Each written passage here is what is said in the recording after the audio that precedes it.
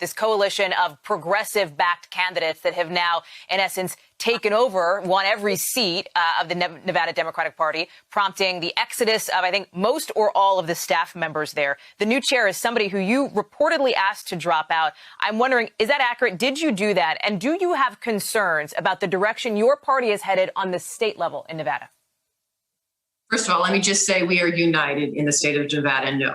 For the last several elections, we have elected Democrats up and down the ticket. That's everybody in the party supporting it and being together. So no, I do not have concerns.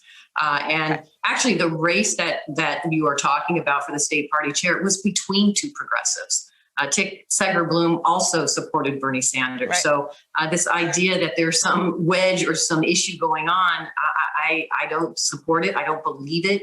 I know, talking with Judith and talking with people within the party, we're united, and our focus is electing Democrats up and down the ticket in the state of Nevada. It is still a strong party. Okay. Had you asked Judith Whitmer to drop out at any point before the election?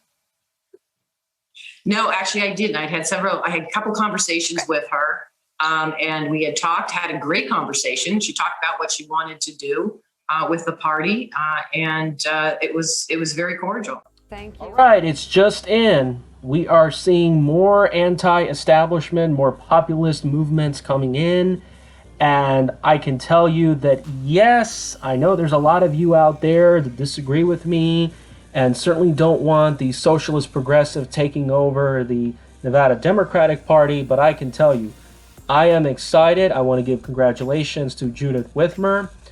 I know her personally. I've had a really nice conversation with her. She really opened my mind into a lot of issues and vice versa. She gave me some different insight on immigration. She is a Bernie supporter. And really, when it comes to it, I really don't see the problems of Nevada and much of the world due to this whole left and right paradigm. I really see it as the problem against the establishment. As a matter of fact, what I see really the whole concern is that Nevada, like I've told you before, is a corporate fascist state where you have casino elites like MGM Resorts, Jim Murren, the Culinary Union, the Harry Reid machine, real estate, Wall Street running the whole show and basically heavily controlling both sides. And you basically have the most important issues that are heavily ignored. And I spoke to Judith Whitmer, the new chair of the Nevada Democratic Party. They're certainly aware of the corporate takeover of the state.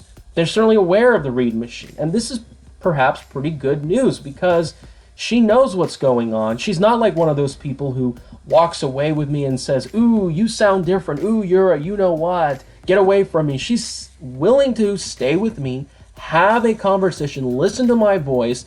And frankly, I have a feeling they may deliver more blow to the establishment than the state GOP.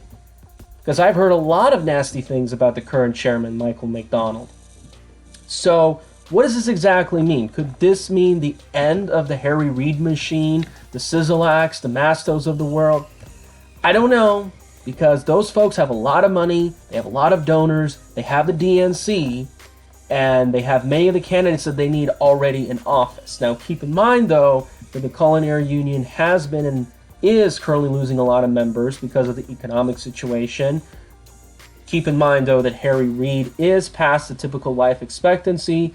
So, yeah, there are perhaps going to be a lot of changes, but the bottom line is that I think that knowing how Judith is, and she's fighting against the corporate establishment, the big mega donors, it is a possibility that we come together from all sides and fight this monstrous establishment.